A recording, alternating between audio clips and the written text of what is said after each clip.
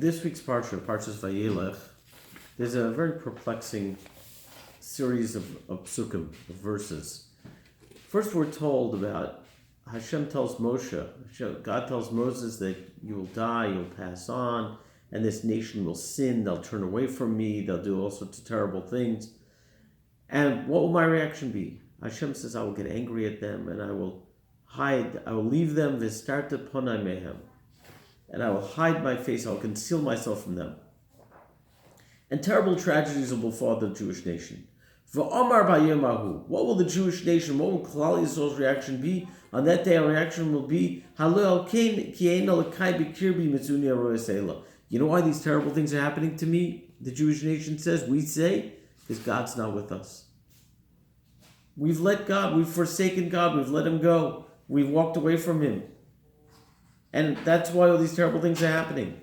What a wondrous recognition, taking responsibility. All the power lies in taking responsibility. We take responsibility, we say it's our fault. What's God's reaction? Vanochi haster aster ponai b'yemahu. I will hide myself, I will conceal myself at an even deeper level of concealment on that day. Why? We just took responsibility. We recognized what we did wrong. Why is God concealing Himself more? Furthermore, the next pasuk, the next verse says, "V'ata kisvu lechem es hashir azos." Write down this song. What kind of song is this? What's a song? Write down this song. Says Rabbeinu Reb Shishcha, an incredibly important concept. He says, you know what the great sin that caused Hashem to conceal Himself even more was? The fact that we could think that God leaves us and walks away from us because we're sinning, because we're doing the wrong thing. That is the worst thing. The fact that we could even think that Hashem's not with us in a situation in life. Hashem is with us every moment. A Holocaust survivor once told me, he said, people ask, where was God in the Holocaust? He said, I saw Him every day. I saw Him every moment. Hashem doesn't leave us. If we think that Hashem leaves us, that's the greatest sin. That's the worst thing. What's this song that we're singing about?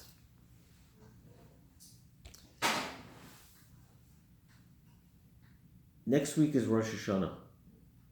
Next Shabbos is Rosh Hashanah. Second day Rosh Hashanah, we're going to sound the shofar. We don't sound the shofar on the first day because it's Shabbos, but on the second day we'll sound the shofar. When we sound the shofar, what is it that we're expressing? It says the Sfas Emes, that what we're expressing is words change. I say certain words, then I say other words. I make certain sounds with different parts of my mouth. I make different sounds. But then there's just the sound, the kol poshut, the sound that's not divided into a particular type of word or a specific type of statement. It's just a sound. It's just air being exhaled through the larynx, through the voice box. That air, that's unchanging. That's something core. That's something at the core of who we are. We change. We're fickle. Sometimes we're more connected spiritually, sometimes less connected, sometimes more focused, sometimes less focused. But then there's who I am at my core, beneath any change. And what do we find at that core? There's a verse that we read on Yom Kippur. It says, Ani Hashem, I'm God, Hashochen itam besuk tumasam, who dwells amongst the Jews in the midst of their impurities. In the midst of their impurities, the commentaries explain that the Shekhinah is there, the divine presence is there, no matter how much we've gone away from Hashem, no matter how defiled we've become, how sullied, how dirty we've become. Hashem is there with us. Why is Hashem there with us? Why doesn't He walk away? Why doesn't He say, I'm repulsed? The answer is because what we got from receiving the Torah at Mount Sinai is a connection to Torah. Torah doesn't change. Torah is the base of creation, the base of existence. It's unchanging. Torah doesn't change. Other things can change. When God said at Mount Sinai, Anochi Hashem Elokecha, I am Hashem your God, what Hashem was saying, what He was giving us, is a connection to Torah. A connection to that Anochi deep within us. And that doesn't change. a lot of stuff can get caked on top of it. A lot of stuff can get there and that can confuse us, that can give us a certain perspective, that can make us seem a certain way. But at the core, there's something there that's unchanging. The Anochi is there. That's the shofar of Rosh Hashanah. The shofar of Rosh Hashanah is that unchanging part of me, that desire to connect to Hashem, that yearning. That's me at my core. Nothing changes over there.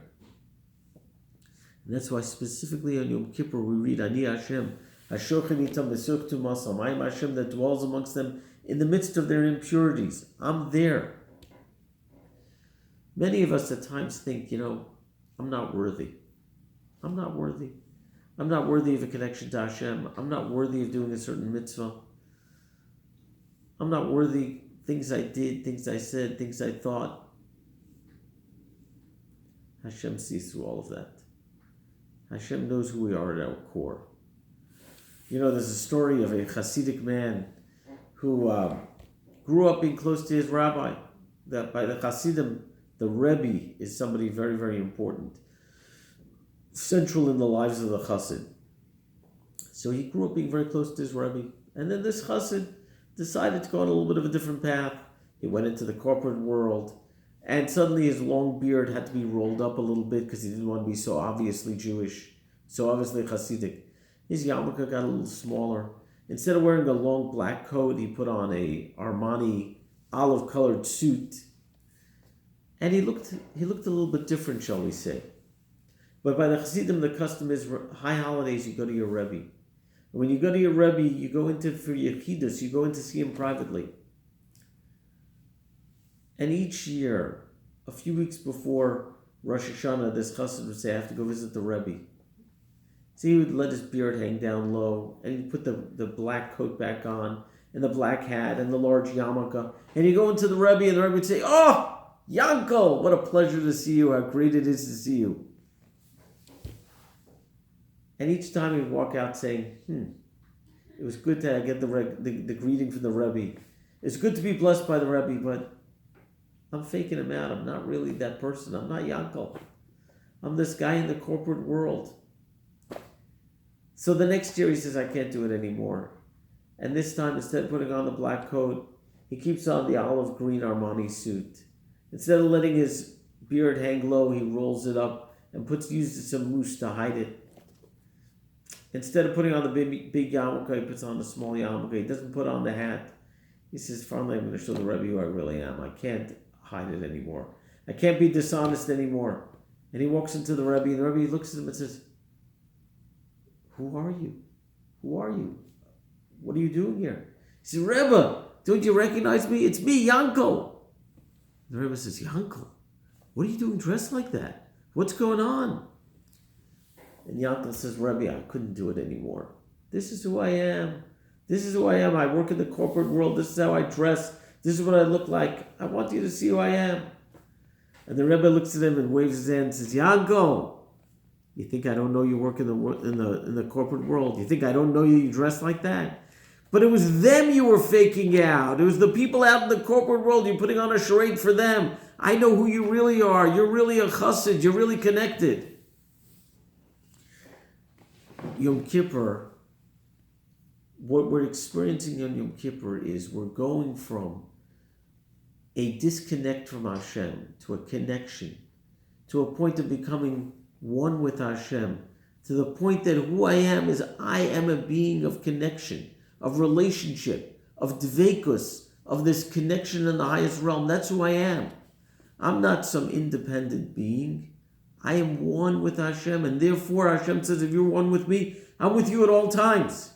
Even in the dirty moments, even in the moments of spiritual impurity, in the times of distance, the times of suffering, the times of negativity, I'm there with you every moment. Because I know who you are at your core is connection with Hashem. That's why specifically on Yom Kippur we read the psukim of Ani Hashem Hashochan itam v'suktu masam. I am Hashem who dwells amongst them in the midst of their tumah, in the midst of their impurity. Because Hashem sees beneath all of that. Hashem sees deeper.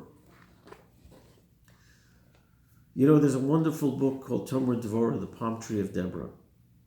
And in the book of the Palm Tree of Deborah, he teaches us, the author of Moshe Cardaviro, a great Kabbalist, teaches us the meaning behind the 13 attributes of mercy that Hashem has, that we talk about on Yom Kippur, we repeat again and again on Yom Kippur. And those 13 attributes, he shows not only how Hashem uses them, but how we can use them. We have to be like Hashem. We're hardwired for imitatio Dei, for being like God. Just as Hashem sees deeper, he doesn't just look at our actions. He doesn't just look at the surface. He looks much deeper within ourselves. We have to do that with other people. We have to not get caught up in the negativity, in the nasty comments people make, in the seemingly disconnection. We have to look deeper and see who the person really is, the goodness, the spiritual connection, the yearning, the dveikus. That's what we have to see within other people. And if we see that in other people, Hashem will see that in us. To think for a moment that Hashem abandons us for a moment, to think that Hashem abandons us during difficult times, that's the worst thing. Hashem says, you think that? I'll relate to you that way, God forbid. Hashem doesn't abandon us. He's there with us, moment by moment. He's there every moment, during every difficult time. And that's the shira, that's the song. You know, songs have high points and low points, different notes, different keys, but it's one long song. It's one long song, it's one long connection. A shira in Talmudic terminology, a shira is a bracelet. A shira is referred to, the word for a bracelet. A bracelet is a circle. You know, at the circle, you start at one point and then you go further and further away, but then you reach the furthest point away and you start reconnecting. That's the shira. The shira over here is the connection to Hashem. The connection that can never be moved. You go further and further away. You know what happens when you get to the furthest point? You start reconnecting. Anochi haster aster ponai. I'm going to hide my face. I'm going to hide myself because you think that I would abandon you for a moment. How can you think that, says Hashem? The famous poem of a man goes to heaven and he's reviewing his life and it's like footsteps in the stand. And he sees two sets of footsteps. And who are the two sets of footsteps? What do they represent? And Hashem says, God says, one's your footsteps, one's my footsteps. But the man says, I have a big problem here, God. When things get difficult, I look at my life and I'm able to trace the footsteps. So when things get difficult, there's only one set of footsteps. Where'd you go? And famously, Hashem responds, God responds and says, no. Those are my footsteps. I was carrying you. We don't realize Hashem's carrying us. We think, because we want things to play out a certain way and they're not going our way, we think we're abandoned. We're not abandoned. We might be at the edge of the bracelet right before the reconnection, right before the coming back. We can't ever forget about that. That's the connection.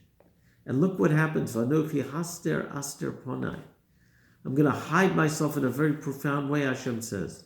The Gemara asks a very interesting question. The Talmud asks, Esther min Torah minayin. Where do we find the concept, the person Esther and the concept of Esther in the Torah? Where do we find that? Where do you find the allusion to the miracle of Purim? And the Gemara answers, Vanochi haster aster ponai. This verse, I will conceal myself. What does that have to do with anything? But that's exactly it. The time of Esther, it looked like the ultimate hiding of Hashem's face. Here we are. There's a king that's in cahoots with an anti-Semite who's risen to the power where he's convincing the king to kill all of us. And we're stuck and nothing can happen. And what happens then? Just when it looks like it's all over, Esther steps in and saves the day. We're at the furthest point from the edge of the bracelet and we start, and one moment we come back to the beginning. One moment we come back to the connection. I was going for a walk checking the Eruv today, and I was speaking to a student of mine. Somebody I haven't seen in person in more than a half a year. And I said, I really hope I'll get to see you again soon. I hope this will all pass real quickly. We'll be able to reunite and study in person. And he says, I appreciate your blessings and I hope it's true, but I think we're in for a long haul. And he was talking about how long it's going to be before he sees people being able to get together again and so on. I don't know if he's right. I don't know if he's wrong. All I know is there's a plan. You know, when Corona hit in March, I panicked. I didn't know what it was going to be like. All I knew is I saw what was happening. The reports from China, from Italy, even from New York. And I panicked. And I was wrong. It was understandable that I panicked. It was also wrong that I panicked. Because I thought that there was a world that was under control, and suddenly the world went out of control. The world didn't go out of control. Hashem's controlling it the same way. The same way it always was, but he has a plan. He has a plan. Right now we might be at a further edge of the bracelet, far away from the beginning, but there's a plan. And Hashem's running it. Shortly after Corona started, one of the great rabbis who has a yeshiva in the New Jersey area made a decision to close his yeshiva and send all his students home. And I heard a recording of the speech he gave, the talk he gave to his students before he sent them home. And he said, you might think I'm nervous. You might think I'm anxious. He said, I'm completely calm. And you heard the calmness in his voice. You heard how put together he was. He said, because I know we're completely in Hashem's hands. We're completely there. It's a dark time, but that doesn't change anything. We're in Hashem's hands. We're there with him. Vanochi haster aster ponai. Hashem conceals himself, and even the concealment brings an Esther, brings a victory. The key we have to remember, the way to merit to see the Esther in our own lives, is remembering there's no such thing as Ein Elokai B'Kirbi. There's no such thing as God is not amongst me, he's not within me. He's always there. He's always there because I'm always connected to Hashem. You have to remember who you are. You're a person, you're a human being that has a neshama, that has a soul, that is one with Hashem. You can never forget that. That's who you are. You might look at the externalities of yourself. Look at what I did. Look what I said. Look how I acted. Don't get carried away with that. Look at who you are at your core. Ani Hashem Ashochani Tamatuk Tumasam. I'm Hashem, I dwell with them in the midst of their tumah, in the midst of the impurity. Specifically on Yom Kippur, we read that verse, because Yom Kippur is when we realize just how connected we are to Hashem, how hardwired we are for that connection that never changes. Let's think about this as we come to Yom Kippur, as we come to Rosh Hashanah.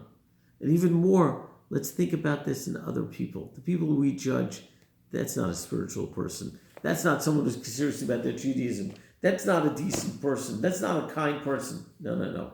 Go deep.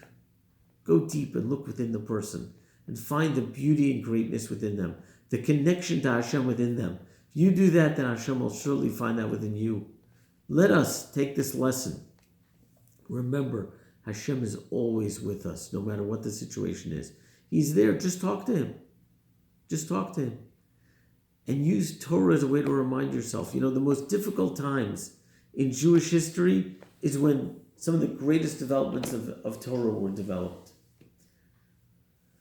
The verse says, "B'machashakim Shivani Hashem." In the darkness, Hashem placed me. Hashem placed me in the darkness. What does that refer to? It says in the commentary, Zu Talmud Shalmaval. That's the Babylonian Talmud. Babylonian Talmud, which is the base of our Judaism. Where does that come from? B'machashakim, from the darkness. During the era of the Crusades is when some of the greatest commentaries on Gemara and Talmud were written. The dark times, Hashem's there with us. And you know what the proof is? Look at Torah. Look at how Torah is developed. Look at, during Corona, the more Torah lectures have been given online and Zoom and WhatsApp than ever before. Specifically in the darkness. You know why? Because Hashem's here with us. How do I know it? Look at Torah. Look at the song. Let's take this message and fortify ourselves in all situations in life. And let's take this message and see the beauty in others. And then we surely will merit a wonderful new year. Good Shabbos. I look forward to seeing you over Shabbos at Shul, or if you'll come visit, or we'll learn outside. Good Shabbos. I look forward to seeing you soon.